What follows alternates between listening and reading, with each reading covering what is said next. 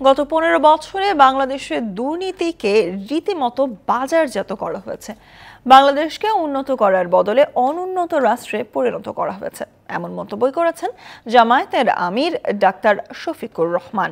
Kuwait প্রতিনিধি মোহসিন পারভেজ জানান, প্রবাসীদের পক্ষ থেকে আয়োজিত এক প্রীতি সমাবেশে এমন মন্তব্য করেন তিনি। জামায়াতে ইসলামের আমির বলেন, তার দল ক্ষমতায় আসলে দেশের নাগরিকদের দক্ষ শ্রমিক হিসাবে গড়ে তোলা হবে এবং শাসক নয়, দেশের জনগণের সেবক হয়ে কাজ করবে। অনুষ্ঠানে জামায়াতের আমির অভিযোগ করেন, দূতাবাসগুলো তাদের দায়িত্ব সঠিকভাবে পালন করছে না, করলে বাংলাদেশ বিশ্বের দরবারে মর্যাদার আসনে বসবে। 53 বছর বাংলাদেশ পরিচালনায় যারা ছিলেন তাদের প্রতি সম্মান রেখে তিনি আরো বলেন, তারা সম্পূর্ণরূপে ব্যর্থ। জানান, ব্যক্তি বা কোনো রাজনৈতিক দলের স্বার্থ নয়, দেশকে ভালোবেসে ও দেশের কল্যাণে কাজ করতে হবে। 15.5 বছর একটা সরকার ক্ষমতায় ছিল। আমরা সময় মতো পাসপোর্ট পাই না, পাসপোর্ট পাইতে হলে অনেক কিছু এদিক ওদিক করতে হয়।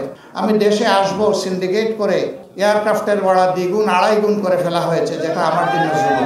এমবেসি হচ্ছে বাংলাদেশ সরকার। এই এমবেসিকে জনগণের, এখানে যারা বাংলাদেশি প্রবাসী আছেন তাদের দুঃখ দুর্দশা দেখতে হবে।